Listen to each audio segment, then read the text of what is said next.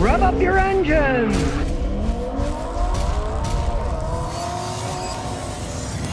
Well, what's happening with Honda? Their sales are going down.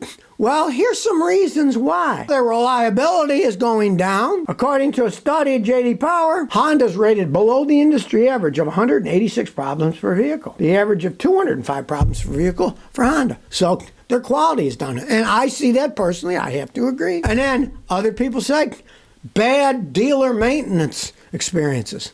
Well, that's not just Honda. That's most dealerships these days. They pay the workers practically nothing. They tell the sales reps and the service managers, sell them the most things possible when they're broken. Try to get as much money out of them as you can. I know guys years ago, and this was years ago, that would say, we want the average ticket to be $800 because we got to make a profit in this company, right? Understand dealerships. Some of them have $2-3 million of overhead each year. So who's paying for it? You going in there, right? So you're going to have bad experiences. Many people write about it. Hey, I took my car in for this. They didn't even change the tires. They were supposed to rotate them. They didn't. And then they're supposed to fill them with air, and some of them still only had 20 pounds. Instead of 32, you know? You pay people hardly anything. The workers are going to do a crappy job. So you got the problem of, hey, the dealers not only charging a bunch, but they're not even doing the work. And of course, one of their big sellers was the Honda Accords. They're not popular anymore. 2024 so far is the worst year for the Honda Accord. There's a 50% decrease in Honda Accord sales in the last 9 years. 50%. Half of their sales are gone. And then there's things that they put in that people don't want. And here's one of them. And it kind of makes sense to me. A woman on TikTok was sharing her frustrations because she said, look, my new feature is when I put my car in park, the doors automatically unlock. And women don't like it because it's a safety thing. And I agree. Say you're in a weird neighborhood, right? You put your car in park, all of a sudden the doors unlock, the thieves come in and get you, steal your car. I don't want a car that unlocks when I put it in park. Did these idiots do any kind of a study that probably half of their sales are women buying them? They don't want the car to unlock when they put it in park. They want to keep the doors locked. And then they look around, they want to unlock them. They can either unlock them all with a button or they can just reach over and unlock only their door, which makes the most sense, right? And another person said, and I agree entirely, they don't trust Honda anymore because they're going with the 10,000 mile interval for oil changes. And I told people over and over again, you're going to wear your engine out faster. I see more Hondas now than ever that burn oil. When they never used to burn oil, now they're burning oil. Because originally people would change them every 3,000 miles, and then with full synthetic, they change them every 5. Now, there are specified instances when you could change your oil every 10,000 miles. If you drive only on a highway mainly and you're going 65 miles an hour, there's no wear and tear in the engine, you could go 10,000 miles. But not in stop and go city driving. And most people are stop and go city driving. Or in the case of, let's say you lived in Houston, Texas, you might be on the highway commuting to work, but you're only going 3, 4, 5 miles an hour. It's even worse than regular city driving. You're stop and going, going 3 miles an hour, 5 miles an hour. You can't do that. And Honda was stupid to say change the oil every 10,000 miles. So they're greener. It makes them look greener. Oh, we're green. We don't use as much oil, right? Well, they don't use as much oil for the oil changes, but when they get old, they use even more oil because they start burning it. Here's a hilarious one. Guy goes out, buys a Korean car, buys a Kia Optima, and right from the bat, it had instant engine problems. The oil light comes on, she stops the car, they take it to the dealer, they empty it, and there's like a drop of oil inside it. This is a brand new car. They were in Walnut Cove, North Carolina, and they started a back and forth. They took it to the Kia dealer, and they said, well, we got to do a test. So they changed the oil filter, and then they saw how much oil it burned. And they had to do that like 3 times. I kept saying, hey, this is a brand new car. It shouldn't burn out. Finally, there's the picture. They decided, okay, we're going to put a new engine in the car. Hey, the guy buys a brand new car. It's got like no oil in it. That tells you the engine's messed up, right? But they made him go through all these different tests to drive into to see how much oil, because Kia's got this bizarro thing that if it burns less than 1,000 quart every 1,000 miles, we're not going to fix it, right? If I bought a brand new car and it burned a quart of oil every 1,001 miles, I would be furious. This is how crappy the Kias are. They can talk all they want with their advertising. They make junky cars. Their engines aren't that good. And instead of having good faith and saying, oh, yeah, we understand this thing, it's a new car and there's no oil in it, gee, we'll put another engine in. No, they made him go through all this process. He had to contact local news agencies that did a story on it. And then magically, voila, he got a brand new engine put in the car.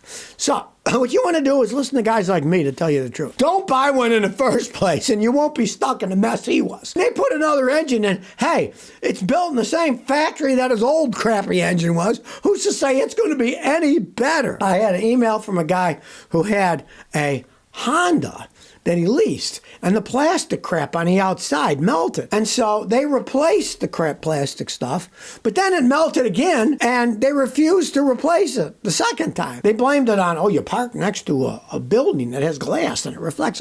Nonsense, right? The problem is, he had a Honda that they made the plastic wrong. They replaced it with the same wrong-made plastic, and it melted too. So what you want to do is find out what the crappy cars are and run away, buy someone else's manufactured vehicle. Don't get stuck with buying a Volkswagen and you find out, gee, it's falling apart. It costs a fortune to fix it. Has no resale value. Don't buy one in the first place. Well, the English have certainly lost their minds now.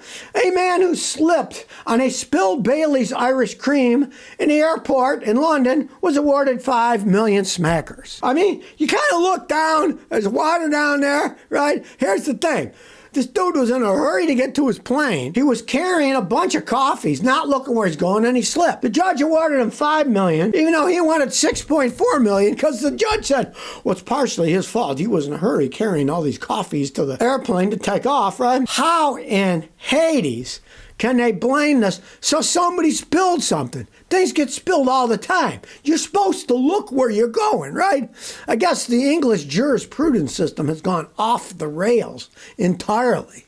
Now, I'd love to see what actually happens in this because, of course, everybody remembers the woman who was supposed to get millions because she spilled hot coffee and McDonald's on her lap. I think in the end she got $100,000 or something. They kept appealing it, and finally, I think she took $100,000 or something. Let's hope this guy doesn't get the whole $5 million because that's just stupid. Oh, he says he hurt his head and it was traumatic and blah, blah, blah, blah, blah. Things that you can never prove, of course. Oh, I've got these massive headaches. How can you prove whether somebody has a headache or not, right? Well, listen, the guy's probably lying through his teeth. The guy says, I had 4 coffees in my hands. I wasn't running, but I went as quickly as I could. I was walking swiftly. What the heck is walking swiftly? Isn't that running? Then he slips on a spilled drink. It's just insanity.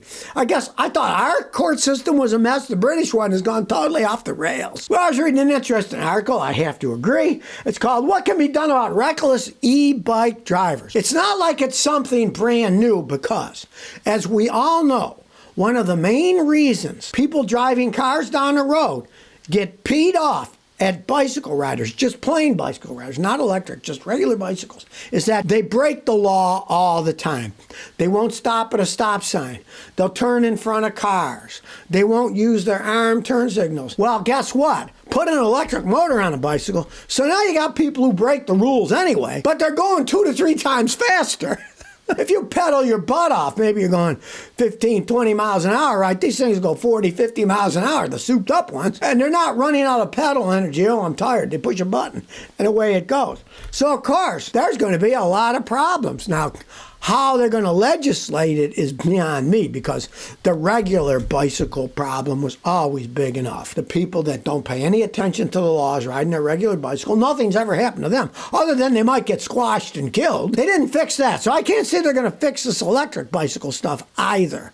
And what, are the police going to start giving tickets to these people? They have time for that? There's some kid on a bicycle, how can you give him a ticket?